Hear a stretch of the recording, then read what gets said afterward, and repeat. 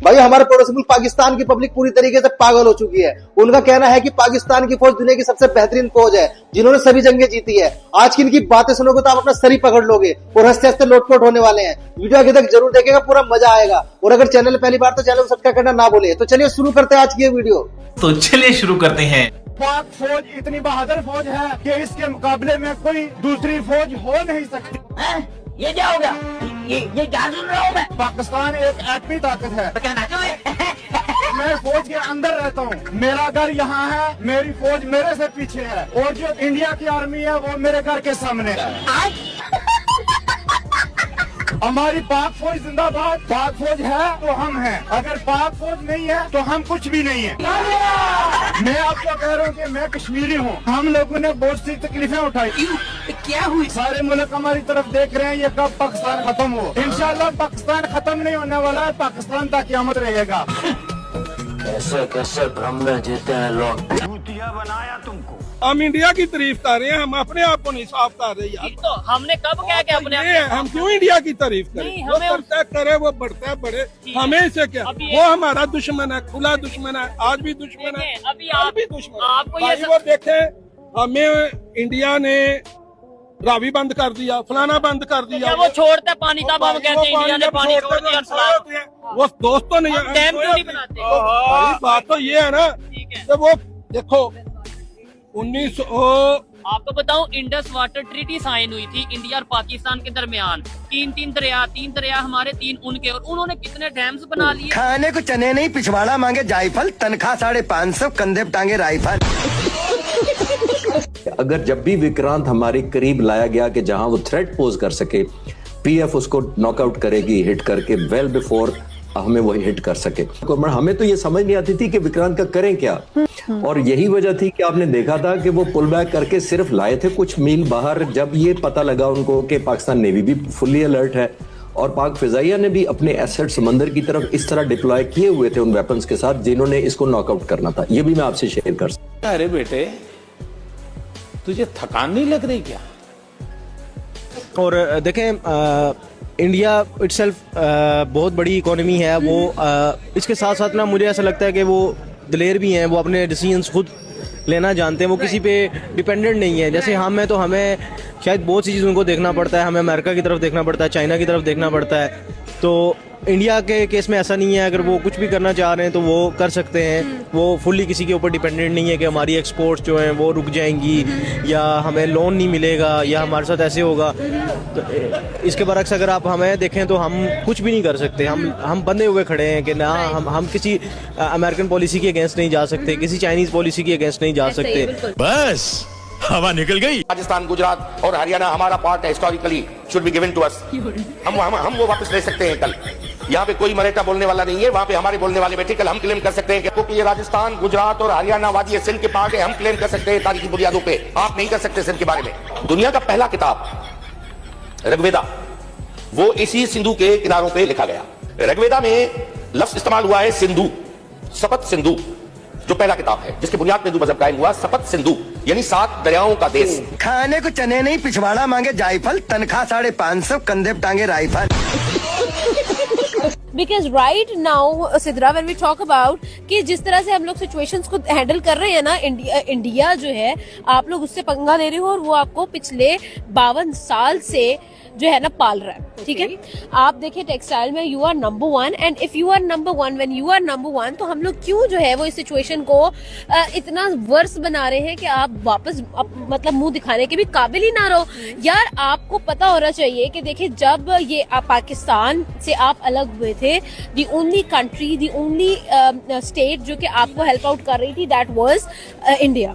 ठीक है, और इंडिया के साथ आप लोगों ने इतने बुरे हालात कर दिए, इतना बुरा सलूक कर दिया। आप मुझे ये बता दें, मुझे सिर्फ इतना बता दें कि जिस कंट्री ने पहले पाकिस्तान के साथ वफा नहीं की, उसके बाद इंडिया के साथ वफा नहीं की, वो वापस से पाकिस्तान के पास आया। बेवफा कहीं का बेवफा कहीं का बिल्कुल बात नहीं है। तेरा मासूम दीदी, वाह दीदी। नहीं दीदी, वाह दीदी। धुरंधर ने कितने पैसे कमाए? नहीं, हमें तो कोई अंदाजा नहीं है। पाकिस्तानी 2400 करोड़ पे कमाए, 2400 करोड़ पे, और इंडियन 800 करोड़ पे। तो अब अंदाजा लगाओ कि कितना उसको वो हो रहा है। लेकिन मेरा ख्याल है देंगे तो 1 रुपया नहीं, ना लियारी को, ना कराची को या पाकिस्तान को देंगे। अगर दे दे तो कितने पैसे मिलने चाहिए? अभी देखे फिल्म जिसने बनाई हक तो उसी का बनता है, फिल्म का खर्चा किया उसने, इन्वेस्ट किया, हक तो उसी का बनता है, आदित्य का बनता है जिन्होंने फिल्म बनाई है। आपको क्या लगता है लियारी के लोगों को कितने पैसे मिलने चाहिए? एक तो उन लोगों ने जो ना, एक तो ये चीज गलत किया है कि लियारी का जो है ना वो सामने लाया है। मेरा ख्याल से 80% लियारी को देना चाहिए इनको।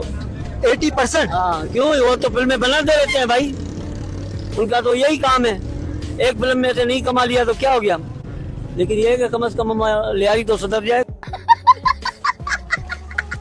13 साल की लड़की की शादी 113 साल के बूढ़े के साथ वो जरूर करके दिखाएंगे पाकिस्तानी जो है जो। और आजकल जो हमारा मुआशरा, इसी वजह से बच्चियों को यूनिवर्सिटी नहीं भेजते कि यूनिवर्सिटी जाएंगी खराब होंगी, इसीलिए वो शादी करते। ठीक है, मानते हैं, लेकिन ये चीज गलत है। आप कुछ मतलब आजकल मनी को देख के भी वो कर देते हैं। मतलब सारा ठीक है, वो कह रहे हैं कि 113 साल का बूढ़ा है और वो आपकी बेटी को जन्नत में ले जाएगा।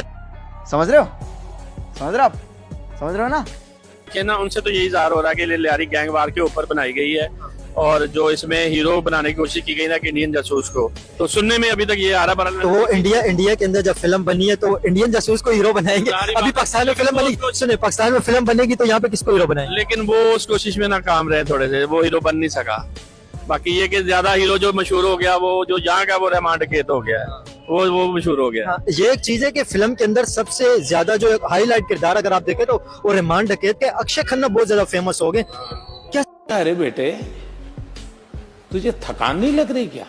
जी, देखा जाए तो ये जैसे उनको वैल्यू मिल रही है हर मुल्क में, ऐसे लग रहा है कि जैसे कि अमेरिका यूएसए के क्या उसका नाम है, ट्रम्प है। तो जैसे ट्रम्प को वैल्यू मिलती है, जैसे शी जिनपिंग को वैल्यू मिलती है, पुतिन को वैल्यू मिलती है, अदर कंट्री वो भी इंडिया के मोदी को ऐसे ही वैल्यू दे रही हैं। जैसे बड़ी बड़ी कंट्री को, सुपर पावर को, इकोनॉमी के, इंडिया भी बहुत बड़ी इंडस्ट्री है, तो इंडिया भी अपना लोहा मनवा चुकी है कि हम पूरी दुनिया में अपना नाम पैदा कर चुके हैं, और ये नजर आ रहा है। बिल्कुल जी, बस हवा निकल गई। पाकिस्तान ने 4 से 5 करोड़ भिखारी बनाए और इंडिया ने 334 के करीब बिलियनियर बनाया। मतलब हर 5 दिनों में एक बिलियनियर वहाँ पर जो है जन्म ले रहा है। क्या कहेंगे इस पे? बोलो टेल। अब एक मजदूर मजदूरी करे 700 दिहाड़ी, सारा दिन पसीना गर्मी सारा कुछ। बात तो सही है। उनको हमारे भिखारी पढ़े लिखों से ज्यादा कमा रहे हैं। एक डॉक्टर 60,000 नहीं कमा रहा, भिखारी 1 लाख कमा रहे हैं। मतलब कुछ भी। जी, ऐसे ये हमारी गलती है ना। हुकूमत को चाहिए कि इस पे थोड़ा सा कंट्रोल करे ना, वो खुद भी जो है। हुकूमत क्या कहे? हुकूमत तो खुद IMF से मांग रही है। ये तो बात है, हमारे बड़े जैसा करेंगे छोटे वैसा ही करेंगे। तू साला भोला दिखता है लेकिन है एकदम होशियार। पाकिस्तान से बंगाल अलहदा हुआ, अच्छा, उस वक्त से लेके अब तक इंडिया ने कितना उनको सपोर्ट किया है, ये आप हिस्ट्री उठा के देखेंगे। हाँ। आपको पता चलेगा। सही है। जो इनका इंडस्ट्रियल एरिया है, जो इंपोर्ट एक्सपोर्ट कर रहे हैं ना, हाँ। ये जो इनकी बाउंड्री लाइन है, ये सभी इंडिया के साथ मिलती है। ठीक है, अगर इंडिया इनकी इम्पोर्ट एक्सपोर्ट बंद कर देगा, हाँ। तो इनकी रोजी रोटी का वसाइल ये है, ये भूखे मरेंगे लोग। अच्छा। पाकिस्तानियों की तरह। ठीक है, और बेहतर यही है कि इनको इंडिया के साथ ताल्लुकात जो है वो बेहतर करें। दूसरी बात यह है कि चंद दिन पहले नेपाल ने इस तरह इंडिया को थ्रेट किया था। अच्छा। और थ्रेट करने के बाद 1 माह बाद उनके पास कर्जा मांगने आ गए, फिर इंडिया ने उनको कर्जा दिया भी। ये बातें बताई नहीं जाती, नजर लग जाती है। कौन सी फील्ड में या कौन से शोबे में हम अपने नेबर से, चाइना या इंडिया से आगे हैं, आप मुझे जरा बताएं, क्योंकि ये तीनों कंट्रीज ऑलमोस्ट एक साथ ही हुए ना। ये तो है ना। अच्छा, इसके अलावा टेक्नोलॉजी, एजुकेशन या कहीं किसी फील्ड में? किसी फील्ड में मैं तो नहीं मानता कि हम उनसे किसी फील्ड में भी आगे। आप क्या कहेंगे? सर, डिफेंस में हम सबसे आगे हैं। एशिया में डिफेंस से हम सबसे आगे हैं। ठीक है, अगर हम डिफेंस में आगे हैं तो समझ लें यही सारी चीज होती है। ठीक है, डिफेंस से इंडिया से भी आगे, और एशिया चाइना से भी आगे, वो कह रहे हैं। हम तो चांद पे है। फिर खाने को चने नहीं, पिछवाड़ा मांगे जायफल, तनख्वाह 550, कंधे टांगे राइफल। हिंदुस्तान आजाद होता है और पाकिस्तान बनता है। जब आप 47 में आजाद नहीं हुए, आज आप आजादी का रोना रो रहे हैं। हम तो गद्दार हैं। हम तो सब कहते हैं हिंदुस्तान के तकसीम के खिलाफ थे। आज बात हो जाए 77 साल बाद कि तकसीम हिंदुस्तान का फायदा कितना हुआ है, नुकसान कितना हुआ है। हमने बंगाल के मैंडेट को ना मानते हुए, हमने अपने आते मुल्क को हमसे जुदा होकर बांग्लादेश बन गया। इसकी क्या वजह? यही वजह है कि आप उनको मैंडेट देने को तैयार नहीं थे। यही वजह है कि आप उनको एक मजलूम महकूम कौम की तरह तस्वर कर रहे थे। जिस तरह आज आप पुख्तून को, बलोच को, सराइकी को, महाजर को, सिंधी को, गिलगिती को जो जिस तरह कंसिडर किया जाता है, क्या मिला आपको? आपका मुल्क 2 लाख। कि आपको पता है जोक ऑफ द ईयर क्या है? That Bangladesh country of the year, right? So country of the year जो है ना, वो कंट्री ऑफ द ईयर क्यों है? Because they are doing the jokes of the year, ठीक है, the pranks of the year. वो लोग अपनी ही इकोनॉमी के साथ ऐसे ऐसे प्रैंक्स कर रहे हैं कि मैं खुद हैरान हूँ कि यार ये लोग पागल हैं। आपको और मुझे यहाँ पर खड़े होकर पता चल रहा है कि यार ये लोग गलत कर रहे हैं, ये लोग रॉन्ग कर रहे हैं। लेकिन मसला यहाँ पर ये आता है कि जब किसी की हरी होती है, जिसकी मौत आई होती है ना, वो फिर आके ही रहती है। दीदी वाह दीदी, नहीं दीदी वाह दीदी। इस बात में कितनी सच्चाई है कि इंडिया कहता है मैं पाकिस्तान से कश्मीर ले लूंगा?